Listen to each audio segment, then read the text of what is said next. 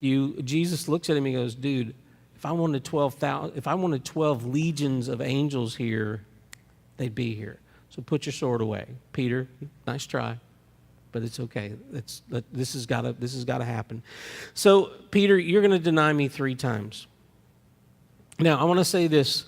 We know that at some point in this next few verses, we know that at some point Peter is going to deny Jesus that 3rd time. He's going to hear that cock crow, and we'll talk about what that could actually mean. But he's going to turn and look at Jesus, and Jesus is going to turn and look at him. Now, when we think about that, how many of y'all kind of were raised to believe when Jesus looked over at Peter, he looked over and like, you dirty dog, you scoundrel. See, I told you you weren't going to make it. I think when Jesus looked at Peter, his heart was broken for Peter, not because of Peter.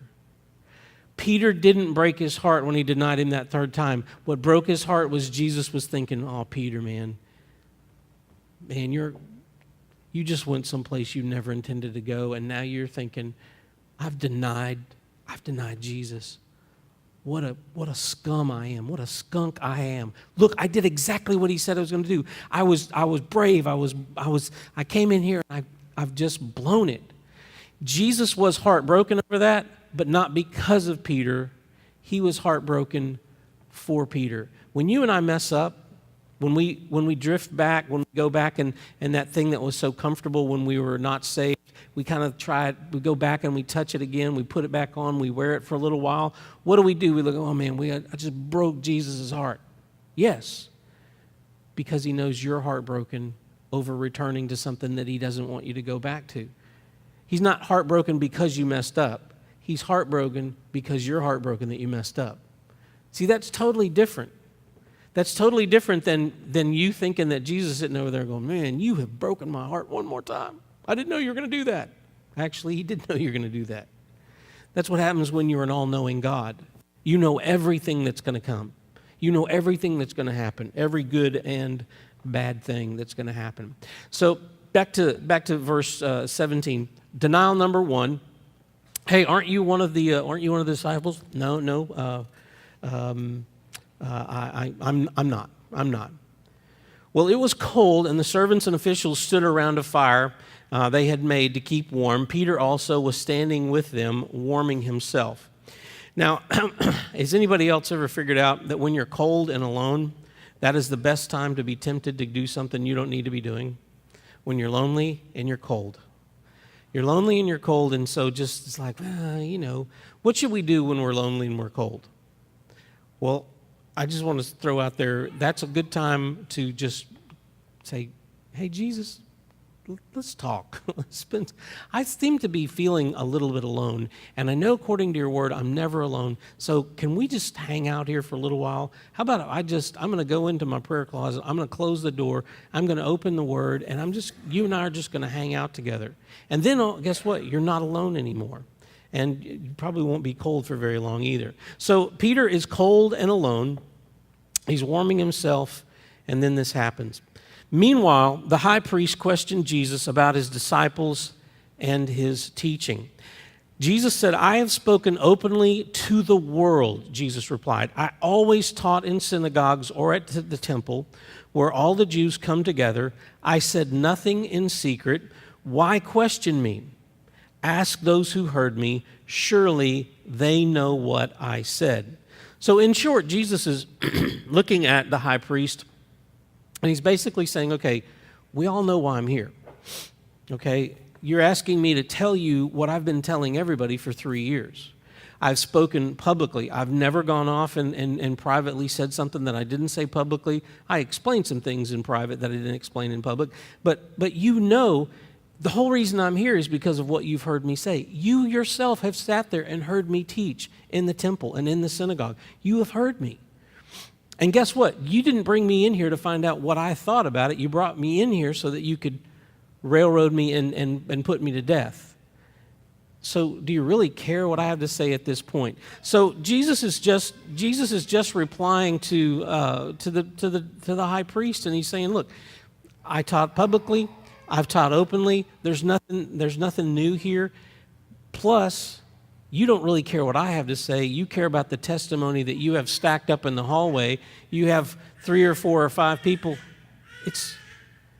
I love a duet. It's awesome. I love a duet.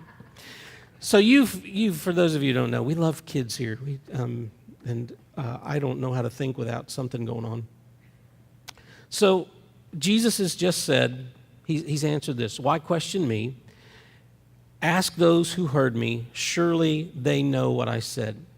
When Jesus said this, one of the officials nearby slapped him in the face. Is this the way you answer the high priest? He demanded. Now, I have to think in my mind that somewhere in heaven, about, 12 legions of angels all just kind of raised up. And the Father was going, oh, boys. It's all right. It's okay. A lot worse things are going to happen, fellas. It's okay. Stand down. I would just imagine that when Jesus, the angels were there when he was born, and they were singing, holy, holy, holy, and it was awesome.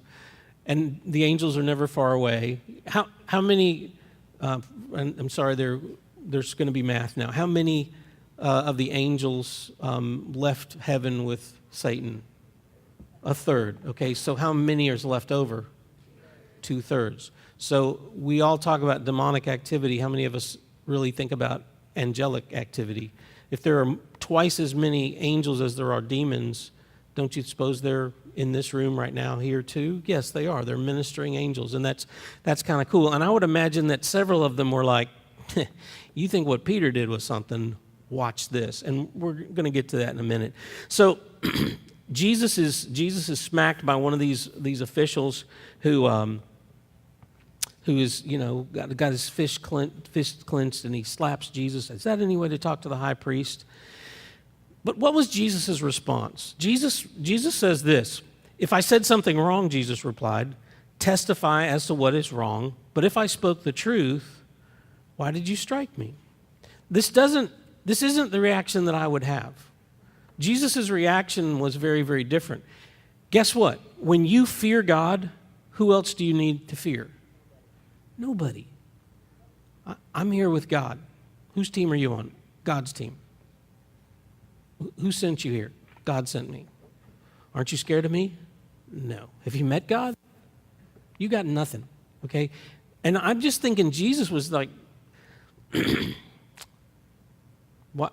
why'd you slap me? Now, this is Jesus. Remember, Jesus is the one who talks about turn the other cheek and all that other stuff. So Jesus doesn't react violently like we would or with his feelings hurt or whatever. He just simply asks, okay, if I said something wrong, testify as what is wrong. You asked me a question. I answered your question. I answered your question the way that it should have been answered, probably legally, was you can't take my testimony anyways, although you've heard it, but where are your witnesses? I'm sure that you've heard something. So Jesus says this. I think one of my favorite Old Testament stories is the story of Shadrach, Meshach, and Abednego. Okay, you have to do what the king says, or not, or else what? Well, you're going to go in the fiery furnace, and they say, well, you can throw us in the fiery furnace, but my God will deliver us through the fiery furnace. And even if he doesn't, he's still God. So, it's not just faith to walk you through the fire. It's faith to walk you into the fire and leave you there. And then you still go, boom, he's still God. He's still all-powerful. He's still everywhere. He's still all-knowing. He's still God. He's still got everything you've got beat and then some. So Jesus has no fear because of his relationship to the Father. And he's, if I've said something wrong, then go ahead and strike me. But how many times when you tell somebody the truth, do they give you kind of a violent reaction? Can you're being truthful with somebody about a situation, and they kind of like, what do you mean telling me the truth? Why didn't you lie to me? One of the things that I've learned about anger, because so many times in your Christian walk you may be faced with somebody who's angry. Anger and fear are like really, really closely related, like brother and sister. I won't say which is which. But men, I saw a thing, it's like if you want to learn how to be a ninja, just walk into a spider web late at night. You become a ninja. But what happens, guys, when we walk around the corner and something scares us? We don't want to be a fraidy cat, so we just go right on over to anger. So many times when you see a guy who's angry all the time, I promise you he's probably not angry all the time. He's fearful all the time. Now, you got to find out, what is he fearful of? Somebody might realize who I am. Somebody might see all my weaknesses. I might not be able to do all the things that I'm supposed to be able to do. But instead of being fearful, it's much more macho to be angry. So Jesus doesn't react in fear, and he doesn't react in anger, but that's kind of what's happened. And that happens to us sometimes when we're sharing our faith with other people, when we're telling the truth about what's going on. So then Annas sent him bound to Caiaphas, the high priest. So let's see what Caiaphas can do and see if he can get any farther than we can get done. Verse 25, meanwhile, Simon Peter was still standing there warming himself. So they asked him, "You aren't one of the disciples too, are you?" He denied it, saying, "I am not." So here we have denial number 2. Now, I don't know if if so much stuff is going on that he's keeping score. And that first time he said, I'm not with him. Did he go, that's one time. Don't do it again. Come on, Peter, man up. Be strong. Be strong. Be strong. Are you with him? Nope. So number 2, denial. And Peter is now more than halfway to where he said he would never be. Verse 26, one of the high priest's servants, a relative of the man whose ear Peter had cut off, challenged him, "Didn't I see you with him in the garden?" Now, the Holy Spirit just kind of gave me a whole different perspective on this. This is the relative of the guy I cut his ear off. This person saw me cut that guy's ear off. I am in big trouble. You're the one who cut my cousin's ear off, aren't you? But maybe it was, hey, you were there when that Jesus dude put my cousin's ear back on. How did he do that? Sometimes when people come and ask us questions, don't assume that you know where they're going or what they're wanting to know, or the door that God may be opening up for you to just give a testimony of how great God was. I heard a story about a principal who was calling around trying to get people to come substitute teach for him at his school, and so he called this one particular lady. And the husband answered the phone, and he said, "Is Mrs. Smith there?" And he said, "Well, she's busy. Can I help you?" "Well, this is Principal so-and-so over at the high school, and I was wondering if she would like to work today." And so the husband calls over to his wife, "Honey, it's the principal over at the high school, and he wants to know if you can work today." And he hears her go, "Oh, shoot." And so he says, "Well, hold on just for a minute," and puts the phone down. So now the principal is sitting there going, man, she acts like she doesn't want me to call her. I mean, I heard her reaction. Her reaction was not what I was hoping for. I mean, I can't believe I've even got her on. Look, if she doesn't want to be a substitute teacher here, then I should just take her name off. So he's completely worked up by the time she picks up the phone. She picks up the phone. She goes, "Hello, Principal so-ever. Listen, I'm so upset because I just accepted, right before you called, I just accepted another teaching assignment, and I would so much rather come to your school than go to that school. I was really upset about it." And then all of a sudden he realized what I interpreted as her being upset with me about why I'm calling or whatever, I'm completely misinterpreted. Anybody ever done that? Misinterpreted something? Okay, so Peter, I think, missed a great opportunity to go, what if I was the guy who cut your cousin's ear off? What do you want to know about that? But he immediately denies it. I'm just saying this to you. Sometimes just go ahead and say, yeah, that was me.